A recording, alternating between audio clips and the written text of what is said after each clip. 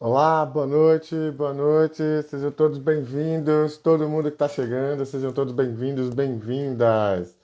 Fábio, Eugênio de Faria, Biba, Silvinha, Biba, Flora, Seara, minha filha, chegando por aqui também, um beijo para você, meu bem. Helena Alves, Karen, enfim, todo mundo que está chegando, sejam todos bem-vindos, bem-vindas. Hoje a gente vai falar com a professora Tereza Nóbrega, ela que já está falando comigo aqui, está chegando já já, e a gente vai. Deixa eu ver se ela já está por aqui. Ainda não. Sejam todos bem-vindos, bem-vindas. Professora Tereza, você já está aqui assistindo a gente? Então você vai clicar embaixo.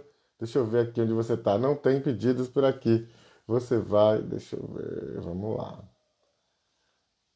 Vamos ver, vamos ver. Ainda não estou te vendo aqui, tá?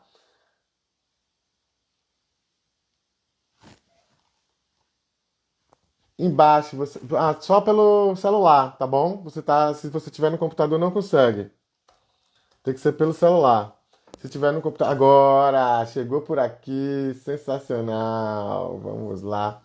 Já chegando por aqui, e hoje a gente vai falar sobre o marco regulatório das organizações da sociedade civil, prestações de contas simplificadas e transparente. Professora Tereza Nóbrega, seja bem-vinda. Ô, Lucas, obrigada. Agradeço demais o teu convite. Desculpa esse pequeno delay aqui na entrada. De fato, Não, trabalhar quem. com celular não é comigo. Eu gosto mais dessas coisas pelo computador. Você não sabe onde é que eu coloquei meu celular aqui para ele ficar nessa posição. Eu Entendeu? Tá bem imagino. engraçado. Aqui também é uma engenharia para poder tudo dar certo, mas que bom que você está aqui. Uma felicidade enorme.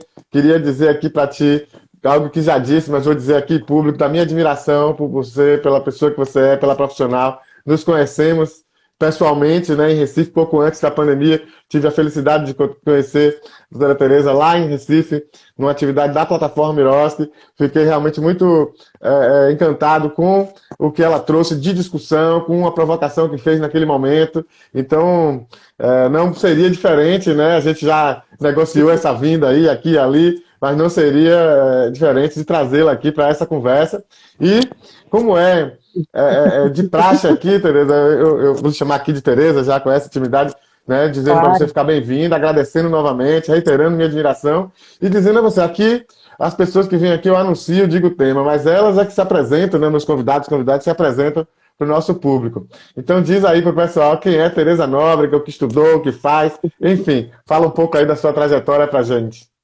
Bom, em primeiro lugar, eu queria dizer que eu já rezei aqui 3 Ave-Marias para o celular não cair mais, tá? Em segundo lugar, eu queria assim ser bem simples. Eu acho que Tereza Nóbrega é alguém que se apaixonou pelo terceiro setor, né? E é alguém que dentro da advocacia buscou construir soluções para que o desenvolvimento das organizações da sociedade civil pudesse prosperar dentro daquele contexto que foi ventilado ali no final dos anos 1990, que foi ventilado naquele momento em que o terceiro setor começou a ser visto como um setor público não estatal. E eu acho que eu me apaixonei, que me formei em direito e acabei conduzindo meu mestrado, meu doutorado, conduzindo minha vida na advocacia para trabalhar nesse segmento. É óbvio que eu trabalho numa instituição do terceiro setor, numa organização religiosa, como professora. Eu trabalho como advogada, não só atuando para o terceiro setor, mas atuando também em uma série de matérias que estão inseridas no contexto do direito administrativo, mas todos aqueles que me conhecem, conhecem minha trajetória, sabem que existe aquele.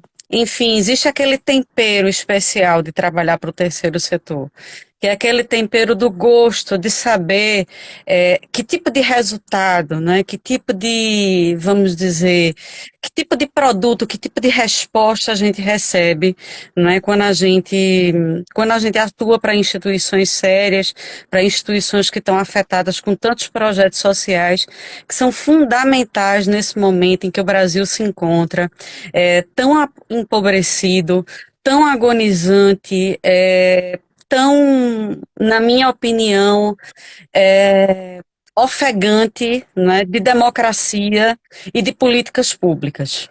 Acho que é isso, Lucas. Se eu tivesse que definir, né, Teresa Nóbrega, eu dizia que Teresa Nóbrega é essa pessoa, é um entusiasta, é alguém que trabalha, não é, trabalha fora da universidade, digamos assim, depois de sua formatura, né, entusiasmada com a sua formatura há 22 anos para o terceiro setor. Acho que é isso. Muito bacana, grande trajetória. Eu que sou seu fã, vou dizer aqui, meu admirador. Tenho que mostrar aqui o livro também. Daqui a pouco a gente vai falar sobre esse livro, o livro novo da professora Tereza. Vamos falar já já. Mas vamos começar aqui nosso assunto. Antes, aliás, primeiro, cumprimentar todo mundo que está chegando. Pessoal, sejam bem-vindos, bem-vindas, todo mundo que está chegando. Muito bom, muitos likes subindo aí. Não cai o dedo, aposto. Todo mundo está dando like aí, ninguém caiu o dedo. Então ajuda a gente, vamos fazer esse algoritmo trabalhar para a gente, não só a gente trabalhar pelos algoritmos. E eu queria cumprimentar aí o Robert Valdo do Acre, querido parceiro. Eu que estou aí, devo chegar no Acre agora em agosto, finalzinho de agosto, devo ir novamente a Rio Branco. E o Tibério Monteiro, queridão, parceiro, advogado também lá do Pernambuco, da terra também, da Tereza. Então, estamos aí com essa parceria, essa ponte aérea Pernambuco-Bahia aqui, funcionando perfeitamente. Que orgulho poder ter vocês por aqui. Então, retornando aqui para a nossa pauta principal, eu queria então trazer a discussão então, para o Miroski, né, para o marco regulatório, uma perspectiva até muito geral, né, digamos assim, para a gente poder entrar nos recortes que a gente fez para essa fala, mas a gente vai falar de prestações de contas, né, e muita gente entende ainda, por conta do tempo dos convênios, que a prestação de contas, o controle é apenas lá no final, na prestação de contas. Você executa tudo e só tem algum tipo de controle lá no final, como uma espécie de ato isolado, né? Quando, na verdade, a prestação de contas deveria ser por todo o processo, né? Você já pensar em executar bem para prestar bem a prestação de contas. No nosso cordel que a gente lançou, tem uma frase que eu acho muito bacana quando trata desse assunto, que ele diz: há menos burocracia, mas o rigor é igual. O cordel do Miroski é o personagem diz: há menos burocracia, mas o rigor é igual. O tratamento com recurso público ele deve ser, né, com rigor, mas a burocracia, o tipo de relação que se estabelece, o peso que se tem para as entidades nessa relação, é que pode ser mais tranquilo, um pouco menos pesado, digamos assim. Então, vamos falar um pouquinho dessa perspectiva sobre prestação de conta e controles a partir da ótica do marco regulatório, para a gente poder entrar nesse nosso recorte que a gente combinou. Bom, Lucas, a primeira coisa que a gente precisa saber é o seguinte: não existe uma fórmula na Lei 13.019, lá no Miroski, definindo quais são os times da prestação de contas, né? Então, a legislação, ela indica que os contratos, eles, por óbvio, em função de questões de ordem financeira, né, em função de questões relacionadas à execução orçamentária, eles são contratos fixados a priori por prazo de 1 ano. E por isso existe a expectativa de que, de fato, ao final do contrato, exista uma prestação de contas relativa, não é, ao período todo. Porém, não é, cada instrumento é um instrumento, então a gente pode ter contratos com prestação de contas mensal, com prestação de contas trimestral, quadrimestral, né? Então, essa é uma questão fundamental. Existe essa liberdade, e essa liberdade ela está inserida num contexto que deriva não só do Miroski, mas de boa parte dos regulamentos, dos decretos que dispõem sobre a matéria no âmbito não só da União, dos estados, dos municípios. Então a gente precisa ter isso em mente. Outro detalhe que a gente precisa ter em mente é que, da mesma forma, não é que o edital é lei para licitação, o edital de chamamento público, ele é lei para o Miroski. Então, muitas vezes situações que não estão saneadas ali no decreto que regulamenta a lei, naquela entidade federativa que está fazendo o chamamento público, são questões que vão estar saneadas pelo edital. Então, Tereza, qual é o tempo da prestação de contas? Ora, se a lei não define especificamente, se o decreto faz silêncio, o edital vai definir esse time, se a gente vai ter uma prestação mensal, trimestral, quadrimestral. E é muito importante a gente entender, né, isso que o Lucas estava fazendo no começo, que é falar do fato de que a gente saiu de uma perspectiva burocrática, né, mas de uma perspectiva burocrática que nos trazia ali uma situação de risco, uma situação de insegurança jurídica, que, na minha opinião, trazia, vamos dizer, um vento mais frequente da criminalização das organizações da sociedade civil para uma perspectiva que supostamente deve ser melhor. E ela deve ser melhor por quê? Porque a prestação de contas de um projeto social executado com base no instrumento do Miroski, ele necessariamente ele é uma via bifurcada, ou seja, a gente tem uma prestação de contas quanto à execução do objeto em si e uma prestação de contas quanto à execução financeira do aporte de recursos que foi vinculado à realização do objeto. Então, nosso grande desafio de hoje, né, é entender, enfim, dentro de um contexto, não é bem, vamos dizer assim, bem desafiante, que é o contexto do nosso federalismo, né? Nosso federalismo é desafiante demais, né? São mais de 5.570 entidades federativas nesse nosso Brasil. E é, por óbvio, né, possível dizer que há estados e há municípios que avançaram mais na regulação desse processo de prestação de contas, há sonhos, né, inseridos dentro ali do imaginário de gestores da sociedade civil sobre a perspectiva de fazer uma prestação simplificada, de fazer uma prestação menos angustiante e aquela que deixa o coração que é mais tranquilo. Não é? E é sobre isso que a gente quer falar hoje, né? Então, enfim, eu continuo à sua disposição, não é? Para a gente aqui continuar trabalhando nos pontos. Muito bom. O coração mais tranquilo é algo que tem sido difícil de encontrar, porque agora, e não é do Miroski, mas enfim, vale citar, eu acabei de receber um telefonema de uma entidade que recebeu uma intimação de algo de 12 anos atrás.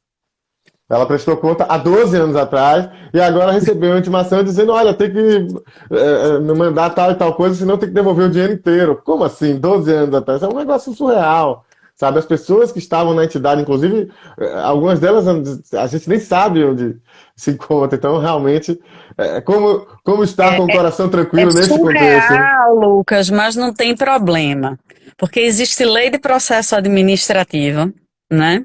A gente sabe isso, definindo aquele prazo de decadência ali de 5 anos, né? Inclusive referindo que se a entidade municipal não tiver lei de processo, né, aplica-se a lei federal, que é a Lei 9.784, tem a LINDB, né? Tem a 13.655, que a gente pode utilizar nesse momento com todos os orixás, não é? A Virgem Maria, não é? E os apóstolos todos congregados, não é, para defender essa instituição. Então, claro que é apavorante. Imagina se você é gestor, se você não tem conhecimento técnico jurídico formal, recebe uma intimação dessa, assim, eu tenho certeza absoluta que se a pessoa for cardíaca, a pessoa tem ali aquela palpitação do princípio de infarto. Mas a gente precisa ter calma, tranquilidade, saber que existem instrumentos simples, inclusive para defender administrativamente as instituições que recebem essas intimações estapafúrdias. Muito bacana. Eu conversei aqui com o professor Paulo Haus Martins também sobre a questão da prescrição, do suposto dano horário e tal também. E ele deu várias dicas interessantes justamente nesse sentido do que se pode fazer. Mas é difícil encontrar, como encontrei, e aí para a gente poder até superar esse ponto, um mestre de capoeira que fez um trabalho belíssimo com o ponto de cultura na comunidade dele e depois está sendo acusado até pela Polícia Federal, com o processo na Polícia Federal de ter feito desvio, é realmente muito, muito difícil. Mas vamos seguir aí com as suas palavras, são muito animadoras. A gente que é técnico, a gente que é da área jurídica, tem que estar, né, respaldado tecnicamente e também na fé e na esperança de que dias melhores virão e que iremos lutar né, para que essas pessoas não respondam da forma como eu vi aquele mestre absolutamente decepcionado, sendo acusado, sendo, né, indignado porque ele fez um trabalho bom e está sendo acusado, né, a capoeira que foi tão perseguida e hoje é um patrimônio brasileiro e ele volta a ser perseguido, né? Isso para ele foi uma memória muito, muito triste, muito marcante.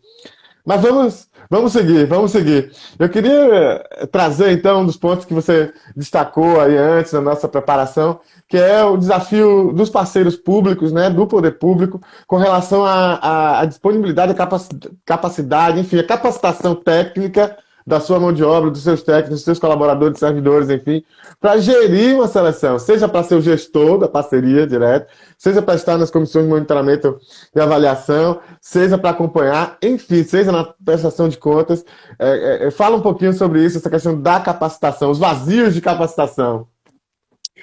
Pronto, Lucas, a gente tem que ter sempre em mente, não é, algo assim muito latente quando a questão é pensar sobre aquela prescrição do artigo 2º da Lei 13.019, sobre a função da comissão de seleção, da comissão de avaliação e monitoramento e perceber uma coisa que é urgente. O servidor público, de um modo geral, né? E aqui eu não estou denigrindo a figura do servidor público. Eu estou falando de um processo que é um processo de formação, inclusive na qualidade de professora de direito administrativo. Nossos cursos de direito administrativo, né, eles são pressionados, né? Os cursos de direito civil, de direito administrativo, de direito empresarial, de direito processual, penal, eles são pressionados por resoluções do Ministério da Educação que retiram parte da liberdade das instituições no que diz respeito à construção dos seus currículos e muitas vezes acabam esvaziando determinados conteúdos que não são sequer o quê? Suspirados num curso de graduação em Direito. Então, muitas vezes você diz assim, poxa, Tereza, mas eu estou lidando com um procurador que está falando aqui a linguagem da licitação, né? Que está conversando comigo dentro da execução desse projeto social, como se nós estivéssemos submetidos à Lei 8.666. Eu acho isso um absurdo. Ótimo, mas isto é a regra ou é a exceção? Isso é a regra, Lucas. Por quê? Porque a gente tem que pensar que esse gestor, sobretudo da Procuradoria dos Municípios, o quê? Dos municípios menos capacitados do ponto de vista, inclusive financeiro, né? Assim, inclusive para injetar qualificação, né? Verba de qualificação em sua mão de obra, possuem esse problema, possuem servidores públicos que não estão qualificados para lidar com a Lei 13.019. E eu acho que nesse momento a gente pode fazer uma reflexão bem importante, né?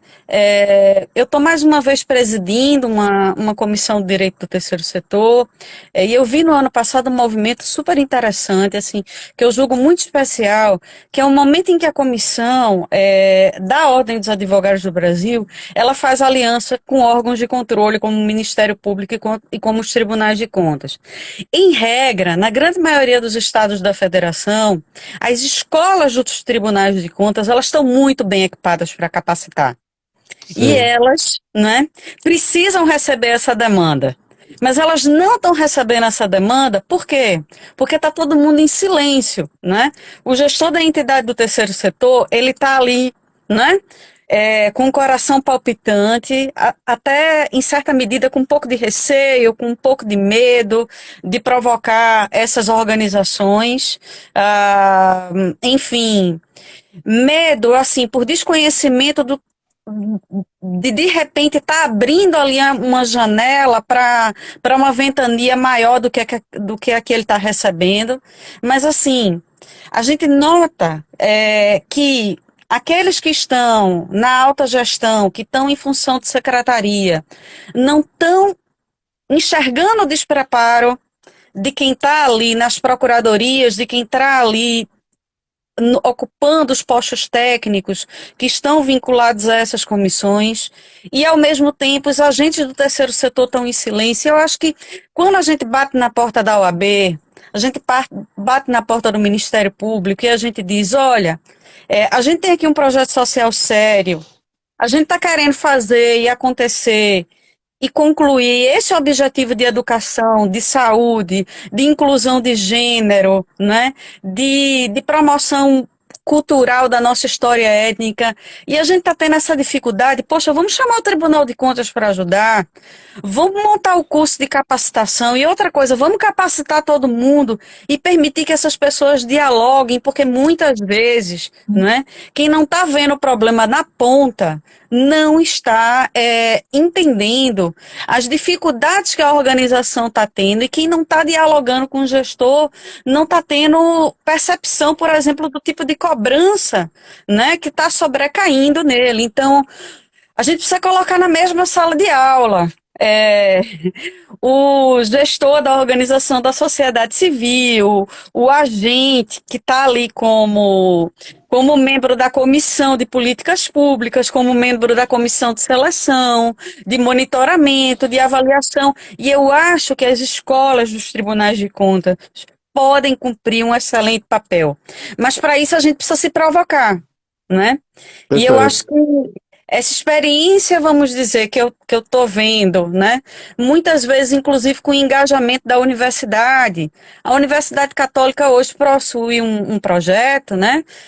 De parceria com o Tribunal de Contas e disponibiliza, por exemplo, parte dos seus alunos orientados por professores para realizar esses processos de capacitação.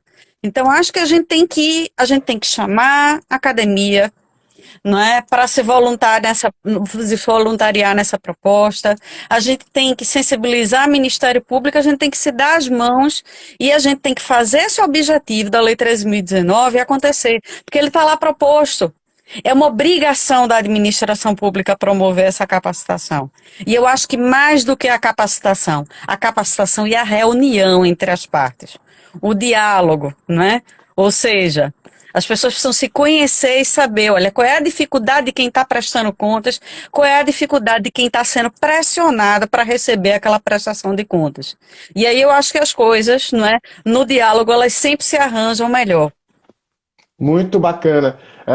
Você falou da capacitação de poder público, de organizações, e tem um mestre nisso aqui nos assistindo, que está contribuindo aqui, o César Antônio Manhães, lá do Espírito Santo. Ele é da Escola de Governo do Espírito Santo, tem rodado o estado inteiro, já esteve aqui também um pouco falando com a gente. Ele e a Maristela tiveram aqui com a gente falando sobre esse cenário lá do Espírito Santo, e ele comentou uma coisa interessante também aqui. A alta rotatividade de servidores no âmbito da gestão municipal dificulta também a consolidação desse correto entendimento. Então, ele trazendo aqui um pouco da experiência que ele tem por demais, circulando muito pelo Espírito Santo, fazendo formação e tal. E eu queria trazer um outro ponto, querida, que eu fiz muito também, andei muito pelos países inteiros, dialogando tanto com o poder público, com organizações, e eu concordo em gênero, número e grau, porque eu tive uma situação no Amazonas, por exemplo, em que a pessoa da próprio governo do estado, do município, agora não vem, a pessoa da área técnica, né, da área fim, nunca tinha conversado com a pessoa da área meio, da área do parte do financeiro. E elas se encontraram nesse dia, no dia que a gente estava discutindo o marco regulatório, um olhou para você que é fulano, que bom que a gente se conheceu. Elas nunca tinham se falado, assim, eu tinha se falado por telefone, mas nunca tinham se encontrado, nunca tinham participado de uma capacitação conjunta. E nem elas, junto, mesmo que são da mesma máquina, e nem elas com as organizações. Então imagina que Olha coisa. para isso, né, Lucas? Olha a quantidade de vazio que isso gera, né? E outra Exatamente. coisa, e a quantidade de taquicardia que isso vai gerar, né? Exatamente. Se Se em decorrência dessas omissões, essas intimações forem expedidas, né? Olha o que a gente está fazendo aqui, que coisa importante, né? E concordo também perfeitamente com essa observação do nosso colega do Espírito Santo. De fato, a rotatividade de pessoal atrapalha o fato de muitos municípios não terem procuradorias constituídas como órgãos públicos, ou seja, de terem apenas assessoramento jurídico de advocacia privada. Isso, de fato, é um fator que, de fato, vai lá e contribui negativamente para a coisa mesmo. Um outro ponto que eu queria trazer também, de uma experiência que eu tive, que é muito bom colocar todo mundo junto, faz, né, sociedade civil, governos, conselheiros, enfim. Mas tem também aquele momento de trabalhar isoladamente. Porque, por exemplo, eu ouvi de uma entidade, ela chegou para mim depois e disse: Mas Lucas, como é que eu ia dizer ali na frente do financiador que eu fiz algo que de repente não era tão legal? Eu tenho certeza que amanhã ela vai me intimar se eu disser isso ali, se tiver errado o que eu estou fazendo. Então, tem esses pontos também. Os gestores também, em algum momento, me pediram: Não, a gente quer conversar só com você, porque a gente não quer falar certas coisas na frente. Tem coisas que Claro. são de governo, agenda de governo. Então a gente não gostaria de expor para as entidades. E as entidades, da mesma forma, tem coisas que a gente gostaria de falar entre nós e não para os nossos potenciais financiadores. Então, eu sempre tenho, quando eu negocio algum tipo de capacitação, de formação em algum município, cidade, enfim, eu sempre tento fazer esse ponto, o ponto de convergência, onde todo mundo está junto, e de repente um ponto isolado. E mesmo assim, nesse ponto isolado, ou seja, se eu estou fazendo uma atividade com servidores, com gestão pública, eu peço sempre também que eles, por exemplo, elaborem um plano de trabalho. Ou seja, também que se coloque no lugar do outro. Ao mesmo, com as organizações, eu peço também que eles façam tipo uma análise de prestação de contas, para eles verem também que é uma dificuldade do poder público. O servidor público ele tem um constrangimento na relação com os tribunais de contas, os controles, etc. Então, é complexo esse vazio, esses tantos vazios que pululam aqui e ali, né?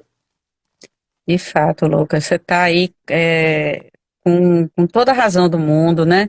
Tem coisas que a gente precisa escutar nos bastidores, né? Uma vez eu escutei de uma instituição. A instituição chegou para se organizar, né? Assim, chegou para revisar um estatuto com mais de 30 anos, para se adaptar à lei. E quando eu expliquei para a instituição, por exemplo, que determinadas coisas não estavam corretas, por exemplo, receber determinados presentes eram coisas simples, mas, por exemplo, receber caixas de ovo de capoeira. Entendeu? De determinados. Veja, caixas de ovos de capoeira de determinadas comunidades rurais que tinham aquilo ali como uma moeda de troca. Veja, aquele ovo de capoeira ali vamos dizer, era o porquinho de moedinha. Certo? Então, aquilo ali era um presente que parecia uma cortesia sem nenhuma significação, mas quando a gente vai falando, olha, existe uma questão aí de integridade que está em jogo. A gente recebe muitas vezes uma instituição e eu pergunto, sim, mas como foi que vocês fizeram a compra? Não, mas a menina do financeiro tinha um cunhado, né, que trabalhava nessa gráfica, ligou para o cunhado e aí eu faço, poxa, gente, mas não podia, tinha que ter uma política de compras. E às vezes, assim, coisas simples, né, Lucas? Por exemplo, assim, uma vez eu tive que trabalhar com uma instituição que teve um rombo mínimo no projeto, recebeu uma cobrança de R$ 10.000, mais ou menos, era 10.640. O RH fez um cálculo errado de R$ 46, né? Na Nossa. aplicação do pagamento de um determinado recurso humano da área de assistência social, e isso gerou um efeito cascata. E no final do projeto tinha R$ 10.460 faltando. Né? Então é aquela coisa de você não ter organizado a gestão para ter alguém que chancele, né? Ou seja, alguém que vá lá e passe a vista. Eu digo, gente, tem que ter alguém que passe a vista. Tereza, como é isso? Dois olhos precisam não é? Carimbar essa mesma conta, essa saída de recursos que está saindo aqui para o pagamento de pessoal, para o pagamento de gestão de recursos materiais. Então, assim, são coisas às vezes muito simples, mas que não estão inseridas na regra do jogo, porque a gente ainda não conversou, porque aquelas coisas estavam sendo realizadas por uma instituição tradicional que muitas vezes existe há 30, 40, 50 anos e que sempre fez assim e disse, não, Tereza, mas por que é que agora eu preciso fazer diferente? Né? Então, assim, entendo perfeitamente essa conversa de bastidores, ela precisa acontecer, não é? E a gente vai lá e faz a profilaxia. Eu digo, gente, eu vim aqui para fazer a profilaxia. E muitos dirigentes dizem, Tereza, mas como é que eu vou conseguir fazer com que o pessoal que está trabalhando comigo na ponta cumpra essa regra? Faço uma reunião, eu chego e, como advogada, assumo todos os ônus, que a culpa é minha, entendeu? Eu estou aqui para cumprir a legislação e que a falta de cumprimento dessas diretrizes que a gente está fixando agora vai fazer com que a instituição perca suas fontes de financiamento e feche as portas.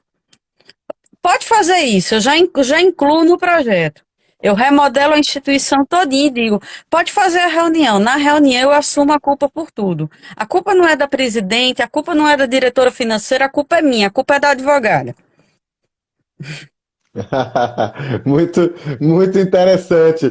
Queria agradecer a todo mundo que está chegando aqui. Vamos aproveitar para beber uma aguinha, beleza? Queria agradecer a todo mundo que está chegando. Sejam todos bem-vindos, bem-vindas. Uma honra contar com todo mundo por aqui. Muita gente bacana.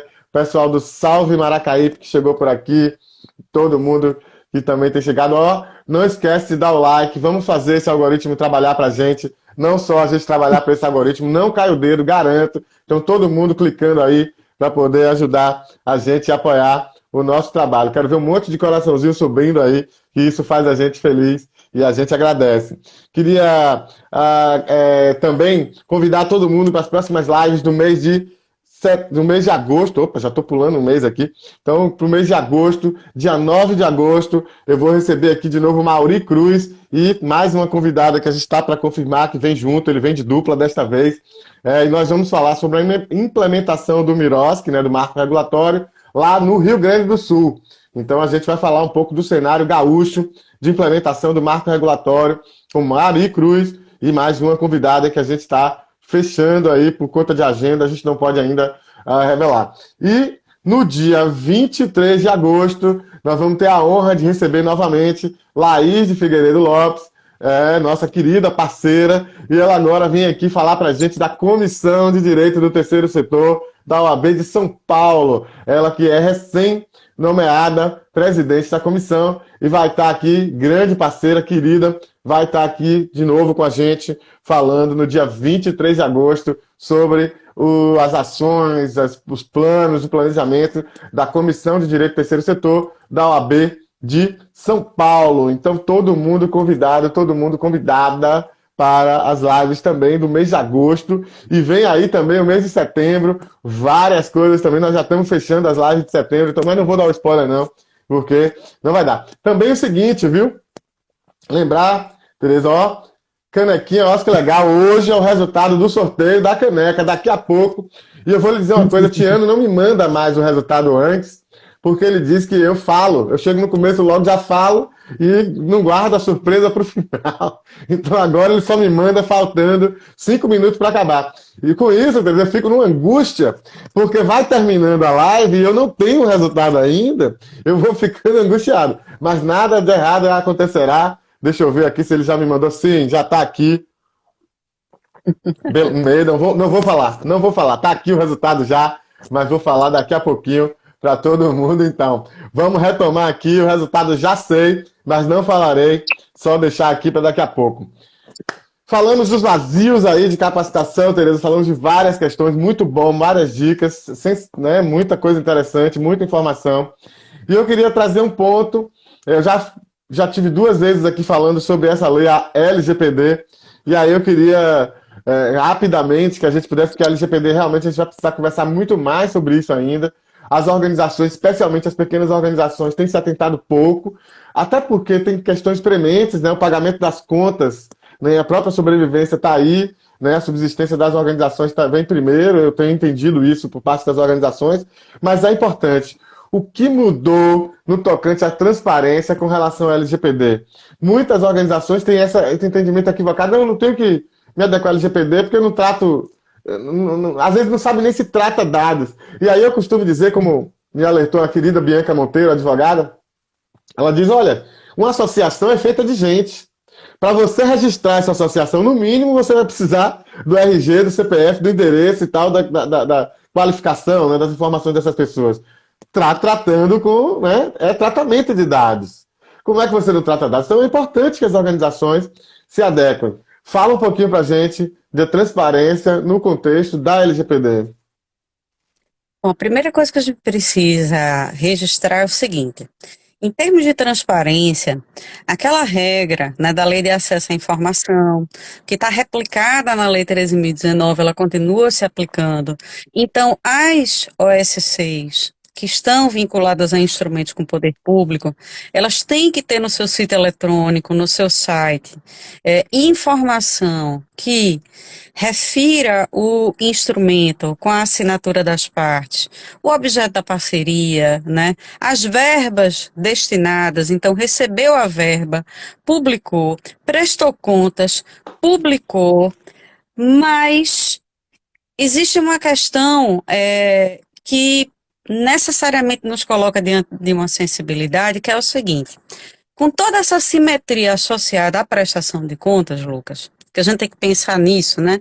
A gente tem que pensar que pela falta de vamos dizer, é, de um manual, que seria o sonho mágico de todo gestor, não é, de organização da sociedade civil, que seria um manual com um formulário simplificado, muitas vezes na prestação de contas da gente, vem o dado daquela pessoa que a gente está atendendo, que está ali na posição de utente, né, de usuário, né, e muitas vezes a pessoa diz assim: não, Tereza, mas não tem problema nenhum revelar esse dado, porque esse dado é apenas um dado, né, mas qualquer dado, né, e aí a gente está falando dado de pessoa natural, a gente está falando de dado de pessoa jurídica, né, a gente está falando de pessoa física, qualquer dado, informação relacionada à pessoa natural, então o número do RG, o CPF, a carteira de reservista, o título de eleitor, qualquer dado que você tenha, né, de alguém que você atendeu é considerado dado. E esse dado só pode ser compartilhado, né, de acordo com a Lei 13.079, se o objetivo for a promoção de uma política pública. Então, esse dado ele poderia ser compartilhado com o poder público, mas, de repente, ele não pode ser compartilhado numa prestação de contas que está sendo veiculada, que está sendo publicizada ali no site da instituição. Então, veja que interessante, você precisa ir no site, publicar a sua prestação de contas, mas na prestação de contas, você não pode ter o nome do utente, você não pode ter o RG do utente, você não pode ter o CPF do utente. Ainda mais delicada é a situação de organizações, por exemplo, eu atendo muito aqui em Pernambuco, organizações que trabalham com projetos sociais com mulheres, né? Especificamente com mulheres vítimas de violência. E aí você imagina que há dados que não podem, né, ser compartilhados em nenhuma hipótese, que é o dado considerado sensível, que é aquele que diz respeito à origem racial, étnica, à convicção religiosa, à opinião política, muitas vezes a filiação a uma organização religiosa, uma organização filosófica, uma organização sindical, aquele dado que diz respeito à saúde, à situação genética, à situação biométrica da pessoa, né? Então, o dado de per si, ele já precisa ser resguardado, porque ele só pode ser compartilhado, por exemplo, não tem problema nenhum, pelo contrário, né? Faz parte da perspectiva de uma prestação de contas junto ao ente público, ao parceiro público, a referência ao utente, aquela pessoa que foi o usuário, né, da atividade desenvolvida pelo projeto social. Mas no momento que você publica ali na sua rede pública, você precisa ter o quê? Você precisa ter esse dado anonimizado. Certo, Lucas? Então, assim, Isso, na verdade, essa é a principal mudança que a gente pode registrar aqui agora. Tereza, compartilhar o dado tem problema? Se o objetivo for a promoção da política pública, não. Nem tem problema o poder público compartilhar o dado com você, nem você compartilhar o dado com o poder público, né? Mas na hora que eu faço a prestação de contas para o poder público, eu posso muitas vezes pegar aquela prestação de contas nua e crua, que refere o dado do utente, e deixar ela, não é, aberta no meu site, já não posso. Não é? Ou seja, eu já tenho que tratar aquela informação para anonimizar aqueles dados. Perfeito, perfeito. Uma dica. A LGPD é absolutamente complexa. E aí você conseguiu perfeitamente dar uma dica simples, simples, entendendo Muito muito, né, simples. perfeitamente.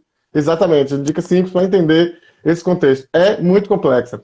Já discutimos, já fizemos dois debates, já fizemos duas lives e ainda surgem inúmeras perguntas. É de fato um tema absolutamente complexo e certamente a gente ainda vai voltar a esse tema aqui.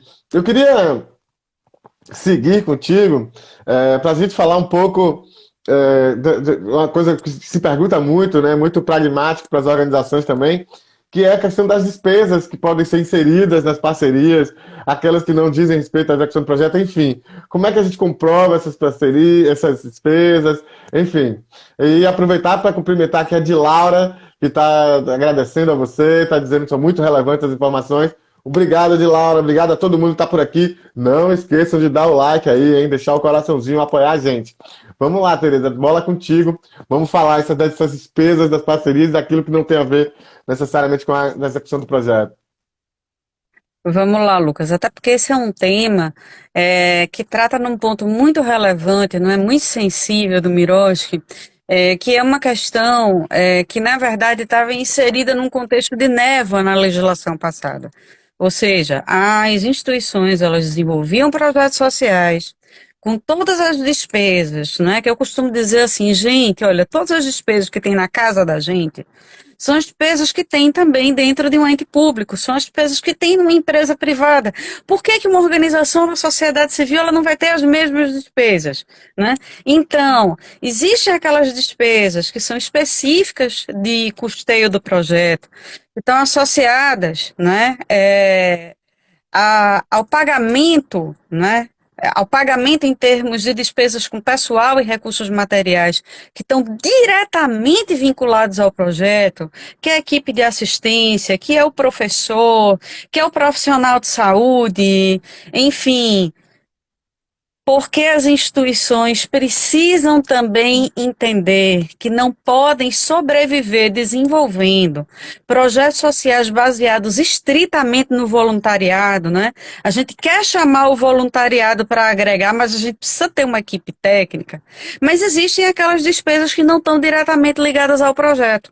Ou seja, tem a despesa que diz respeito ao pagamento de tributos, né? Se a instituição, por exemplo, está vinculada a um imóvel alugado, e nesse imóvel, por exemplo, tem o aluguel, mas tem a questão também do IPTU, tem as contribuições sociais que vão ser pagas, aqueles funcionários, o FGTS, as férias, o 13º, o salário proporcional em caso de uma despedida antecipada, né, de uma demissão antecipada, porque de repente o projeto social pode ser um projeto para ser executado no prazo de um ano prorrogável, a prorrogação não vem, você vai lá, né, demite aquele funcionário e precisa pagar as verbas rescisórias, o salário proporcional, qualquer encargo trabalhista, diárias referentes a deslocamento, né, a hospedagem, a alimentação de equipe técnica, custos indiretos que dizem respeito, por exemplo, ao pagamento de prestadores de serviço. Então, se a entidade precisa contratar um serviço contábil, um serviço de advocacia, um serviço de manutenção, de engenharia, aquelas contas que são kit básico, né? Telefone, água, é, enfim, aquelas contas que estão dentro das tarifas, né? Pela prestação de serviços públicos, tudo são custos indiretos.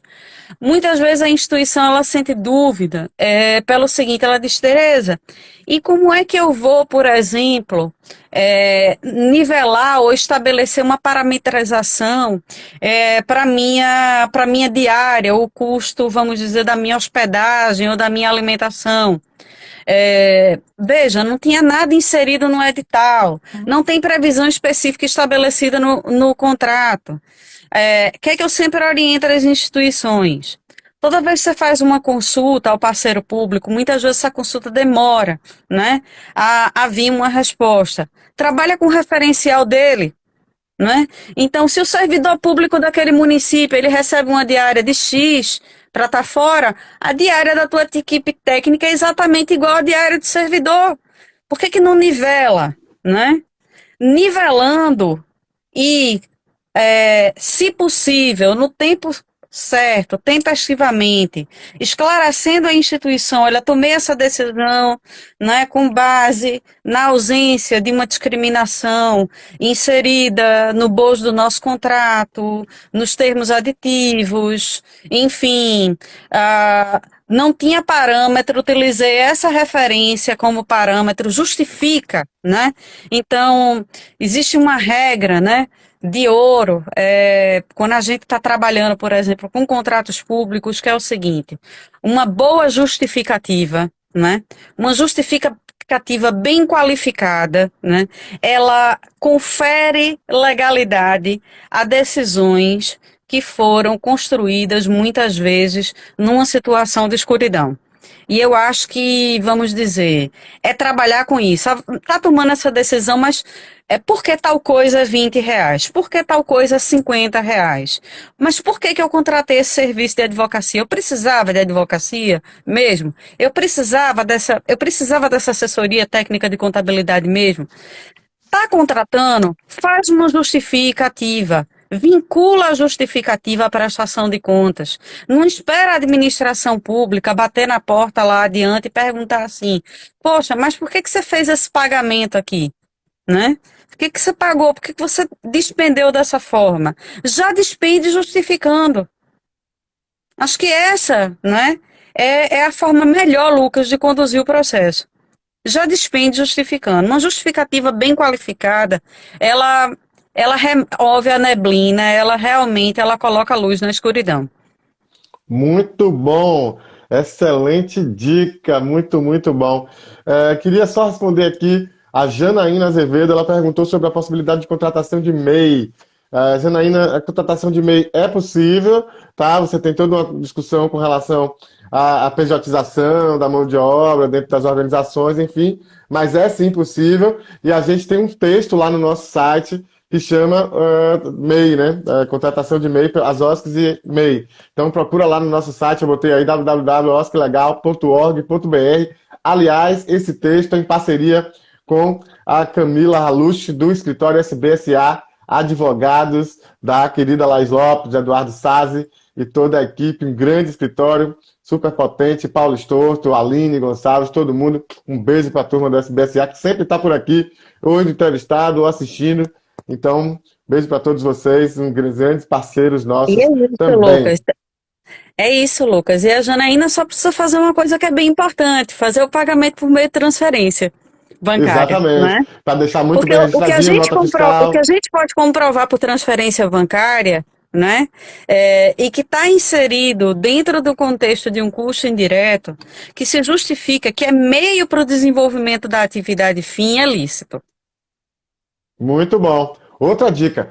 Olha, hoje dicas valiosíssimas aqui com a professora Tereza, hein? Então, olha, quem chegou depois, rebobina a fita aí, assiste depois, vai ficar aqui gravada no Instagram, fica também no nosso canal no YouTube. Recomendo fortemente que volte e assista novamente várias dicas diretas e outras aqui nas entrelinhas também. Então, fica atento, fica atenta. Você que está assistindo depois, alô, você que está assistindo depois, só a gravação. Então, ó, tá aí, várias dicas, fica todo mundo muito bem ligado. A Giocunda Paula trouxe aqui um outro elemento que é o seguinte: despesas referentes à conta bancária sempre dá dor de cabeça. E aproveito para cumprimentar o querido André Carvalho, outro advogado pernambucano, grande advogado do setor também, parceiro nosso, está aí na Comissão Nacional de Direito do Terceiro Setor e chega aqui também para engrandecer nossa audiência.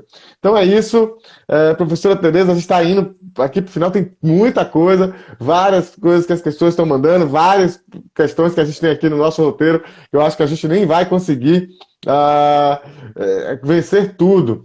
Mas eu queria então trazer um elemento para a nossa conversa desse sonho, né? O sonho do procedimento simplificado. Vamos falar então diretamente sobre isso. Depois a gente ainda vai falar. Eu quero que dê tempo ainda para você falar desse livro, seu livro que você lançou, o último que você me mandou aqui de presente, e vamos falar sobre isso um pouco também da Comissão de Direito do Terceiro Setor da OAB de Pernambuco. Tem que dar tempo da gente falar sobre tudo isso. Então vamos falar agora, concentrar aqui no sonho do procedimento simplificado de prestação de contas e seus desafios. O que esperar? Vamos lá, Lucas. Primeiro eu vou retroagir um pouquinho, né?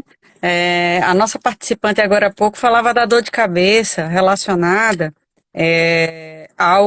vamos dizer, aos custos das contas bancárias. A gente tem que lembrar, né, que no Miroski tem previsão expressa de que a conta bancária, né, na instituição pública, a que se vincula, né, aquela que estará vinculada a todos os processos de transferência financeira do projeto, ela não pode ser uma conta que implique despesas bancárias, ou seja, uma conta que implique em tarifas.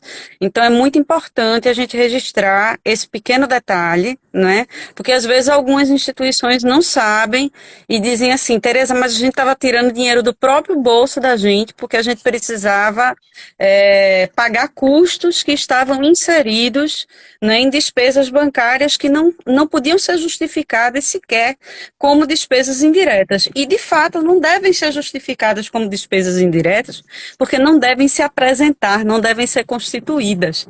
Não é? Então, esse é um detalhe importante. Vamos passar aí para a situação do sonho, né? Eu acho que o artigo 63, lá da 13.019, gerou muita expectativa em torno dessa perspectiva de que as instituições, de repente, receberiam uma cartilha, uma espécie de formulário, né? E poderiam fazer sua prestação de contas de forma simplificada, com aquela sensação de segurança jurídica que não gera palpitação e risco de infarto, né? E aí a gente precisa aqui fazer algumas construções e desconstruções também.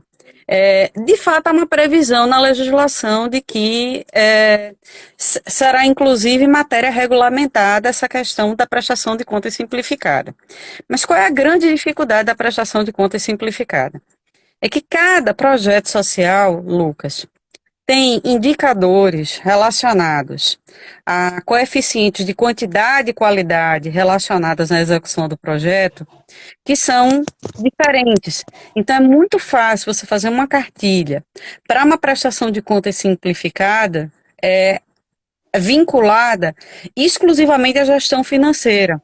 A questão que? A questão da observação das notas fiscais, certo?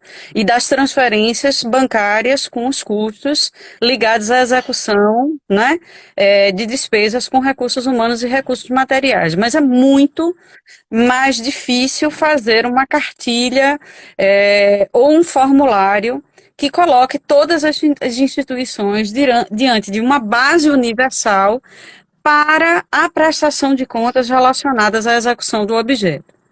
Na minha opinião, não se trata de algo impossível, não, certo? Se trata de algo que a administração pública não tem feito porque não está sendo despertada por aqueles vários motivos que nós já elucidamos aqui no começo da apresentação de hoje para fazer. Porque eu tenho certeza absoluta que quem está nos assistindo agora, né, conhece aquela ferramenta, por exemplo, do Google Forms, né? E através do Google Forms, a administração pública ela pode produzir o espelhamento, né, de todo um conjunto de metas que tenham sido fixadas com a instituição, né, inclusive com espaço para os anexos, no que diz respeito a, vamos dizer, no que diz respeito ao encaminhamento dos comprovantes de transferências financeiras e de notas fiscais, mas a expectativa nossa, né, é sempre no sentido de que, poxa, vamos trabalhar um pouco com o pé no chão, né? Eu sou virginiana com ascendente em Leão, então eu sou aquela pessoa assim que trabalha de uma forma extremamente mais cautelosa, que é assim, sair com um casaquinho, uma canja de galinha não faz mal para ninguém, A né? ninguém. Exatamente, cautela não faz mal para ninguém. Então, muitas vezes a instituição faz assim: poxa, Tereza, mas porque a gente tem que ter isso, porque a gente tem que ter isso, a gente tem que cobrar que a administração pública tá. Mas você está com um projeto contratado hoje, você vai fazer o quê? Você vai viver em torno do sonho dessa cartilha, por exemplo, da construção, porque há uma série de outros aplicativos, eu citei aqui o Google Forms, mas há uma série de outros aplicativos que permitiriam esse tipo de construção. Mas qual é a dificuldade? Os decretos não apontam essa matéria. A grande maioria dos decretos que regulamentam a 13.019 não apontam essa matéria, ela implicaria a necessidade de um regulamento específico, ou seja, de uma resolução, de uma instrução normativa, dependendo do município, isso varia muito, qual seria o ato normativo, que seria o quê? Que seria expedido para introduzir esse tipo de ferramenta. Esse tipo de ferramenta depende apenas de boa vontade e tecnologia, mas a gente tem que pensar o seguinte: faz 5 anos que o Miroski ele está totalmente em vigor. Quando eu falo totalmente em vigor, é a vigência no âmbito de todas as entidades federativas. E quando a Lei 8.666 estava há 5 anos em vigor, o serviço público ainda não sabia trabalhar com a Lei 8.666, né? Então a gente tem muito chão, mas a gente precisa o quê? Não tem aquela coisa do diálogo que a gente estava conversando aqui no começo? Poxa, vamos se conhecer? As administrações públicas, elas estão sendo obrigadas nesse momento a investir em tecnologia em função de padrões internacionais determinados pela Agenda 2030. A grande maioria das entidades federativas, né, das municipalidades que trabalham de uma forma profissionalizada, elas estão trabalhando com indicadores do programa Smart Cities, do programa Cidades Inteligentes. E existem núcleos de tecnologia que estão fornecendo, por exemplo, ferramentas para, no RH do serviço público, ser diagnosticado, por exemplo, uma eventual circunstância em que se atribui um, uma vantagem pecuniária indevida a um servidor. Da mesma forma que esses núcleos de tecnologia eles estão trabalhando para fazer filtros de controle, né? Os robôs que hoje trabalham para o TCU, a Sofia, a Mônica, a Alice, né? O Victor no STF e tantos outros robôs que, claro, estão dentro de uma zona silenciosa, mas que estão sendo, nesse momento, incubados nesses núcleos de tecnologia da administração pública. Eu acho que vai chegar o momento em que alguém vai sugerir, em que, numa determinada mesa redonda, as pessoas certas estarão juntas, Lucas. Eu quero que esse dia chegue, né? E que a sua cabeça não esteja completamente branca, tá? Né? Eu quero que você ainda tenha cabelos pretos e que a gente, de repente, seja informado de uma circunstância em que, numa dessas reuniões de capacitação, sobretudo, e mais do que capacitação, de congregação, né? É, de harmonização de interesses, que seja ventilada a perspectiva do desenvolvimento de uma ferramenta que seja super simples para o pessoal que está ali. Nos novos contratos de tecnologia, né, que são inclusive aí extremamente estimulados, fomentados pela lei, pela nova lei de licitação, né, pela lei do livro, pela Lei 14.133, né? Aqui em Pernambuco a gente tem o Porto Digital, a gente tem um núcleo de tecnologia aqui da UPE, da Universidade de Pernambuco, dando assessoria direta ao município do Recife.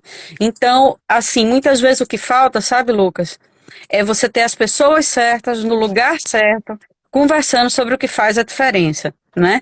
Até lá, a gente vai precisar continuar usando o casaquinho e tomando a canja de galinha. Muito bom! Sensacional! Sensacional! Gente, essa mulher é sensacional. Eu já anunciei aqui logo no começo, quando eu a vi, né, nos conhecemos lá em Recife, ela trouxe para a plataforma do Melhores para a discussão que nós tínhamos uma série de provocações que deixou, né, todo mundo fora da zona do conforto. Eu sabia que hoje teríamos também algo desse nível, porque a pessoa realmente é fora de série. Doutora, eu realmente estou encantado, muito obrigado, mais uma vez, gratidão por você estar aqui, estamos caminhando para o final.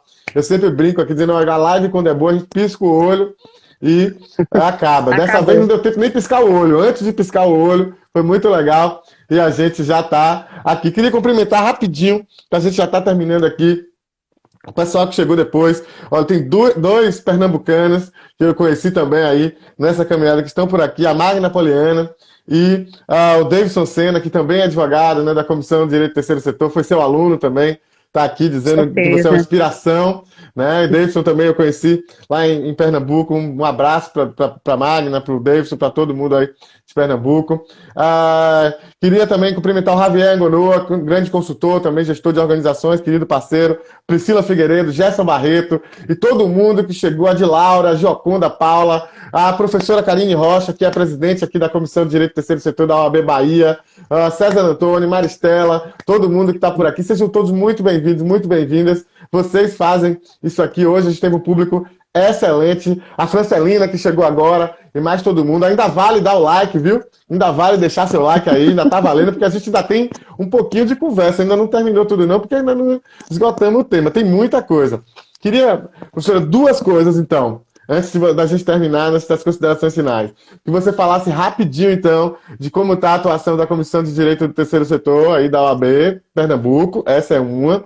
E depois, você falasse, então, do livro, Comentários à Lei 14.133 de 2021, que é a nova lei de licitações, e aí, rapidamente dissesse, né, para que todo mundo ficasse ciente. Essa lei se aplica nas parcerias do Miroski ou não?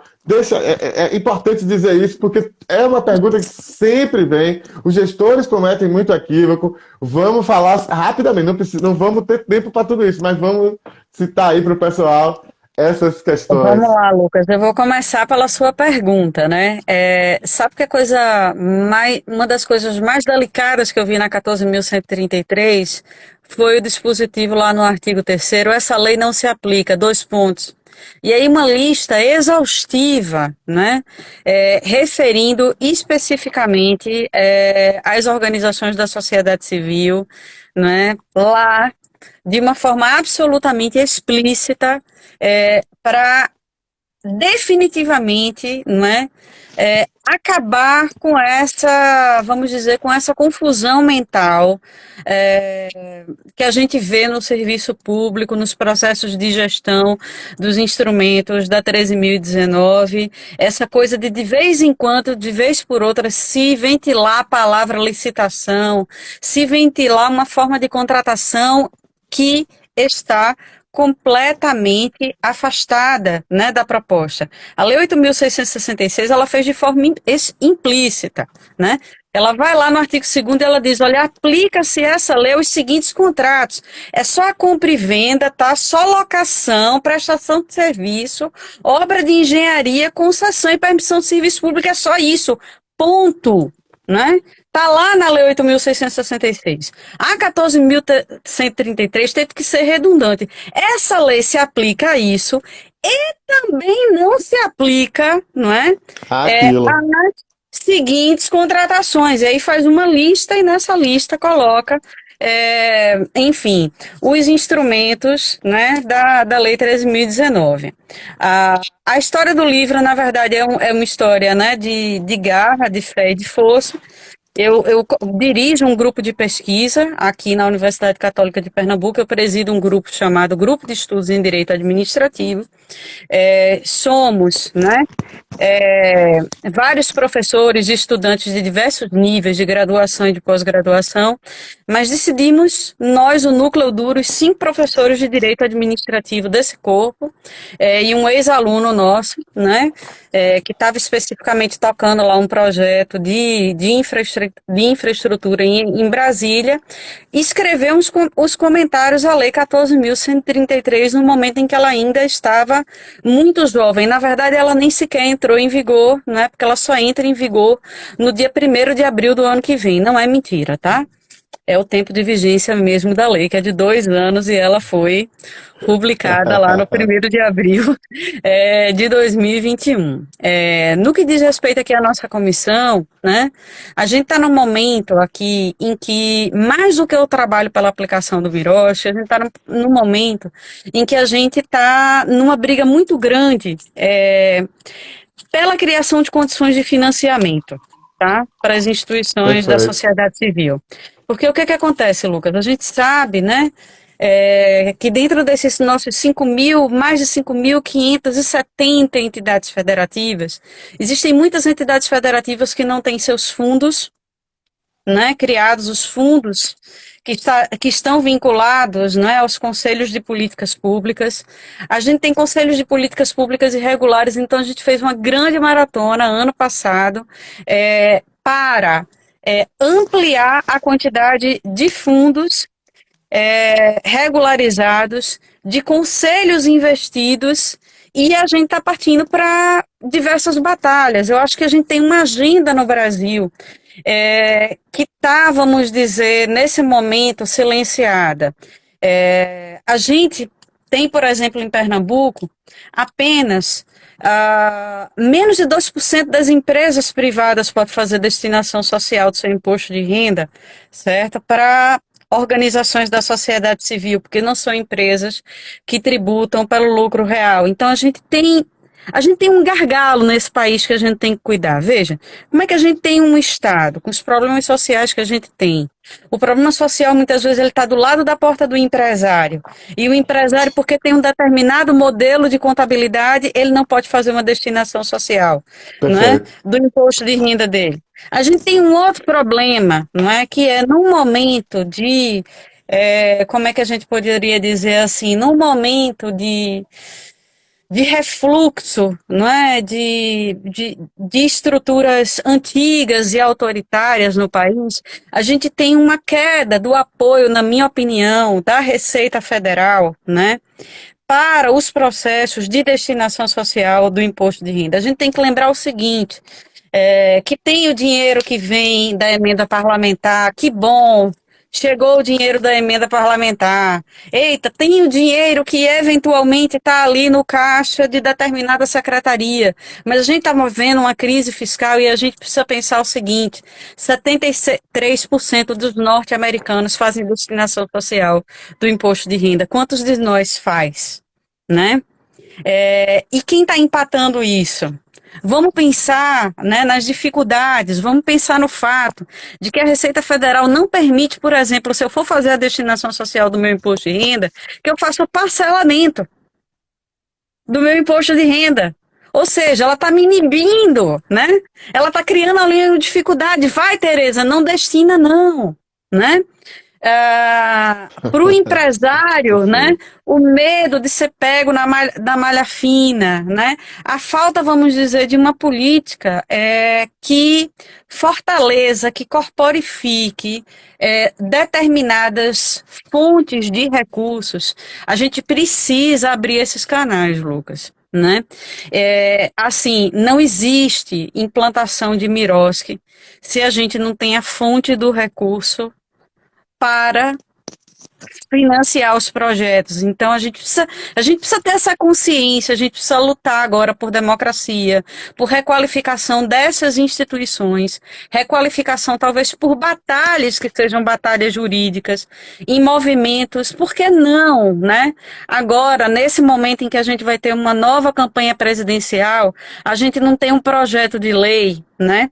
capitaneado com o apoio do OSC Legal, capitaneado por grupos como Mulheres do Brasil, pela GIF, por tantas organizações importantes, um projeto de lei propondo que outras formas de contabilidade permitam, por exemplo, a destinação social do imposto de renda. Propondo, por exemplo, que aquela pessoa que faz destinação social pode manter o seu imposto de renda parcelado. A gente precisa, Lucas, assim, abrir um caminho para requalificar as fontes de financiamento. Nosso país está muito empobrecido, nossa população está muito necessitada e a gente está vivendo, vamos dizer, nesse momento, um colapso de políticas públicas sociais. E acho que nesse momento tem que ter um esforço para implantar, vamos dizer, com louvor, o instrumento que a lei nos traz, assim, graças a Deus nos traz, que é a Lei 13.019, que é um instrumento para favorecer a segurança jurídica, mas a gente tem que desentranhar o capital, né? Muito Que chega bom, para com certeza. financiar. Então, acho que a gente tá construindo, vamos dizer aí, uma luta que é uma luta de vários frontes, né? Sim. E eu queria convidar todo mundo que está aqui hoje para pensar nisso, né? Por que que a gente, né, não entrega para os candidatos a presidente, né, projetos de lei? Como a Dilma recebeu o projeto de lei que deu origem à Lei 13.019, se comprometeu a encaminhá-la para o Congresso Nacional. Por que que os nossos candidatos a presidente, eles não recebem agora, né, projetos de lei que toquem nesses gargalos, que toquem no financiamento das nossas instituições? Acho que a gente está precisando disso agora. Estamos precisando e muito. Estamos precisando e muito. Muito bom, muito bom. Não podia fechar de maneira melhor essa live de hoje. Uma honra muito grande receber a doutora Tereza Nóbrega aqui. Admiração grande por essa profissional, por essa pessoa que eu conheci e sabia que ia ser sensacional. Infelizmente, a gente não tinha conseguido antes, mas fruta só dá no tempo. Ela pôde vir aqui, a gente pôde conversar hoje. Muito bom. Estou muito feliz, muito contente de tudo que aconteceu, de toda a conversa que a gente teve aqui hoje. Mas queria lhe pedir para esperar só um pouquinho, para você participar aqui do momento da revelação de quem vai ganhar. Já perdi aqui o nome. Fiquei tão emocionado que perdi aqui o nome, mas já achei. Olha, antes de dar rufem os tambores e antes de dar o resultado, eu queria convidar todo mundo, lives de agosto, então, dia 9 de agosto, eu vou estar conversando aqui, é uma terça-feira também, 18 horas de novo, sobre a implementação do marco regulatório do Miroski no Rio Grande do Sul. Então eu vou estar com Mauri Cruz e mais uma convidada que a gente está confirmando aí, está para fechar já o nome, e já já a gente vai revelar. No dia 23 de agosto, por sua vez, a gente vai estar com a Laís de Figueiredo Lopes, a queridíssima Laís de Figueiredo Lopes, falando sobre a Comissão do Direito do Terceiro Setor da OAB de São Paulo. Então não percam que a gente vai ter esses convidados, essas convidadas. E, enfim, para dizer logo, quem ganhou a caneca, olha só, quem vai poder tomar um café nesta caneca do Nosso Que Legal, celebrando que a gente superou 5.000 seguidores, amigos, parceiros e apoiadores na nossa rede social aqui no Instagram, é a Casa da Mãe Joana. Pessoal da Casa da Mãe Joana, a gente vai entrar. É um nome interessante, Adorei, né? A Casa da Mãe Joana é um nome muito bacana, né? adorei. Isso é nome de bloco de carnaval também, viu? Com certeza, com certeza. Então, ela tem uma foto muito sorridente, uma mulher negra muito sorridente aqui nesta foto. Eu não sei o nome dela, estou vendo só o nome da instituição aqui. O pessoal da Casa da underline Mãe Joana foi quem ganhou, então, a caneca. Eu vou entrar em contato com vocês aí pelo direct, tá bem? Não sei se elas estão aqui assistindo. Se tiver, acena aí pra gente. Se não tiver, então, a gente vai entrar em contato com vocês para pegar endereço e tudo mais. E a gente vai mandar, então, essa caneca para você. E a Digeni tá dizendo aqui que foi ela que indicou a Casa da Mãe Joana. Veja você, não tem prêmio para as duas, não. É só para a Casa da Mãe Joana. Okay? Então, a gente vai mandar uma... o nome da pessoa é Fátima, da Casa da Mãe Joana. Obrigado, então, Digeni. Então, é Fátima isso, da Casa da Mãe Joana. Que legal. Vou entrar em contato com vocês. Um abraço, vou mandar isso aqui. Querida Tereza, Um grande abraço para você, toda a gratidão do mundo. Foi excelente a nossa live. Muito, muito. Eu sabia que ia ser, eu estava com grande expectativa, eu sabia que o papo ia ser bom, mas foi excelente. O público bom, teve muita participação aqui no chat, o público ficou agitado. Tivemos prêmio, tivemos sorriso, tivemos piada, tivemos tudo. Foi excelente. Eu queria te agradecer por demais. Queria que você deixasse, então, suas honrosas despedidas aqui para o nosso público. Ai, gente, olha, eu que te agradeço, Lucas, aqui pelo espaço, pela oportunidade. Assim, queria dizer a todo mundo que ganhou a caneca e todo mundo que não ganhou a caneca, né? Que a gente tem que subscrever esse projeto de lei, tá, gente? A gente precisa requalificar o financiamento do terceiro setor no Brasil. A gente precisa requalificar o diálogo, né? A gente precisa requalificar os conselhos de políticas públicas e os demais colegiados, né, que estão vinculados à promoção de políticas públicas sociais, né?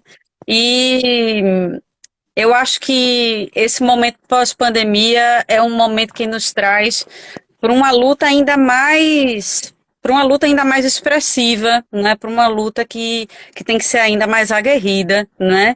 E eu estou aqui porque vocês precisarem. Fico sempre à disposição de todos, né, para tirar dúvidas, para de alguma forma, não é assistir, para de alguma forma acolher, para de alguma forma contribuir, porque a gente precisa cumprir um papel muito importante nesse país agora, com tantas, vamos dizer assim, com tantos abismos sociais aprofundados, né? Então, bora trabalhar, viu, Lucas? Beijo enorme Hum, para você. Muito bom, obrigado, querida, mais uma vez. E queria registrar, a Fátima Barbosa acabou de entrar por aqui, ela que é da casa da mãe Joana. Então, Fátima, entra aqui para falar com a gente agora. Pede para entrar aqui para dar pelo menos um oi. É, não, ao vivo. Vamos fazer ao vivo. Dá um oi aqui pra gente. Entra aqui. Pede para falar com a gente. Cadê você? Aperta aqui essa câmerazinha embaixo que você vai pedir autorização e eu vou te chamar. Mas tem que ser rápido. A gente já tá no horário, já passei meu horário aqui. Cadê você? Ah, não tô conseguindo te ver aqui. Então a gente vai ter que encerrar. Bom, é isso. Um beijo pra você, Fátima Barbosa. Vou entrar em contato. Obrigado, Tereza. Obrigado a todo mundo que tá por aqui. Grande abraço a todo mundo. Até a próxima. Tchau, tchau. Até mais. Até.